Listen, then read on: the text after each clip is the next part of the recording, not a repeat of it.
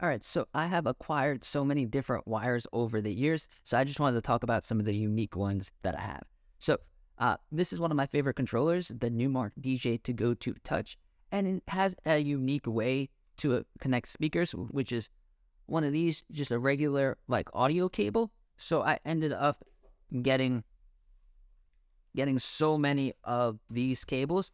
This one is a really good black one that doesn't I got it from a music store and it works really well. It's pretty long. I've also been in jams and then I showed up at gigs and I didn't have the audio cable, so I ended up buying a lot of these ones from like 7-Eleven and stuff. I would suggest don't do that, but to buy a lot of extras. So if you find that you use one cable a lot and you like that brand and that style cable, maybe buy 2 or 3 if they're not too expensive. This way, if you lose one, that you always have backups. Also, if you are using a controller a lot and the controller comes with a case that has a pouch in it or some type of storage, you could keep all the wires, all the audio cables and wires that you need for that specific controller in the case. So when you're using that controller, not only you know where the controller is, but all the wires for it. That way you don't end up buying so many wires and having so many extras. All right, next is going to be this controller, which I use a lot. So this has a more standard audio connection, which is these RCAs. So that's going to look like this. I got these ones. These ones were quite expensive. And then what happens is you plug each side into the red and then the white. And then this specific one has one of these, which is a regular audio cable. I've done a lot of gigs where I was using a controller like this, but I was plugging into a sound system that was either at the restaurant or the catering hall or wherever I was DJing. So I did need to have this type of cable and have it be pretty long. This one is quite a large one, but then I also got this, which is an extender for that type of connection. So this is like, I think, a 50-foot extender.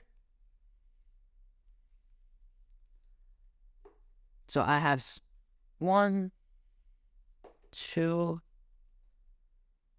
I have about 3 of these. I found a cable that worked for me, so I just bought more of them. These were from, I think, Guitar Center or I DJ Now. And I don't suggest, like, a lot of the controllers that I've gotten, like this one, they'll come with these type of cables and they'll be kind of cheap. I definitely suggest upgrading to better ones, but keep these as extras.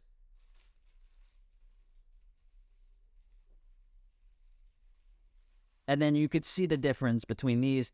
They're a lot more thicker and heavy duty opposed to these kind of cheap junky ones.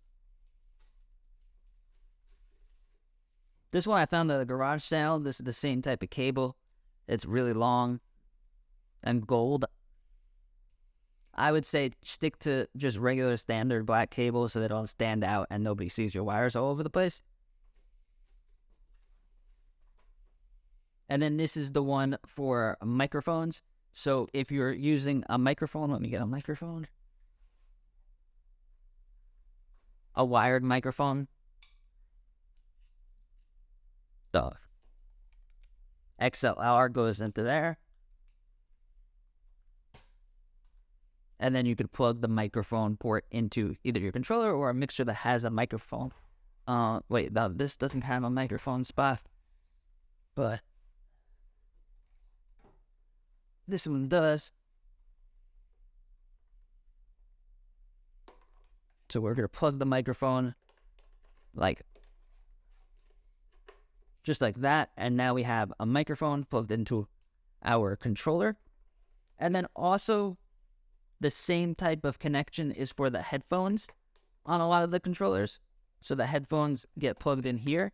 So it's the same type of connection as this. But on other controllers, such as the Reboot Buddy, the headphones is like a regular, you could use pretty much any type of headphones. Plug it like right in and you're good to go. I also accumulated a lot of these, which are adapters. So like I said, I've done a lot of gigs where I had to put my equipment really far distance away from existing speakers. So that's why I have so many of these extenders. And then also, this is another extender, so you could just plug multiple audio cables in and extend it really long. Definitely test out your wires a lot and make sure the quality is good, and make sure however far you want to go, it's still going to sound good before you plan on using it for a set. I had to learn a lot as I went, and I bought a lot of wires that I don't necessarily need them all. So for this type of headphone, if I wanted to plug it into a controller that had this connection, I have this adapter.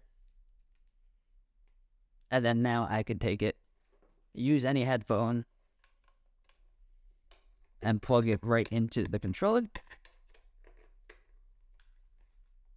And then there you go.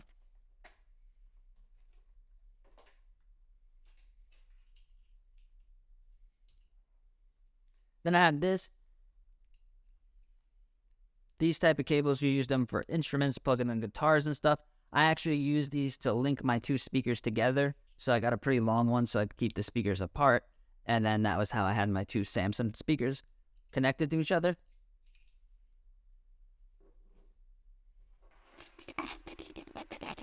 Then also I had controllers where the connections were XLR, which these are more higher quality. You could go longer distance with them. So a lot of more professional equipment uses these. So I have probably 6 or 7 of these. Yeah, and that's pretty much it for DJing. This is a bonus one. This one's not really for DJing. But what this one does is if you have an old TV that doesn't have HDMI, you could plug it into the VGA part, kind of like if you find an old computer monitor or something like that, you could plug this in, and then you could plug in a HDMI in the back and then audio in the back, so you could watch on a Roku or a Chromecast or Apple TV, and then you could also use it for DJing with visuals as well. So this was a pretty cool one. All right, so just like with any other job, our equipment is really important. So I would definitely suggest finding a way to organize your equipment, whether it's organized by controller, like I showed you with the controller cases, or if you have storage in your garage or in a closet somewhere, and then just keep your wires nice and neat. And you could use something like this. These are cable holders. I got these from iDJ Now. I think they came with some of the wires when I bought them. But if you don't have any of them lying around, or if you have so many wires like I do that you would need so many, you could just simply use twist ties. So twist ties that come on food and stuff, and then just roll up the wires nice and neat, and then use your twist ties, and then keep them all organized by the type of wire is a good idea, or however it makes sense to you when you organize them. This way you're not every time you do a gig, you're not looking for all the wires, and then you can actually do what you want and use the controllers that you want. So thanks for watching. Let me know if you guys recommend any other wires, or let me know if you have any specific question about connecting stuff to iPad DJ equipment. And if you found value in this video, give this video a like and subscribe to the channel. Thank you.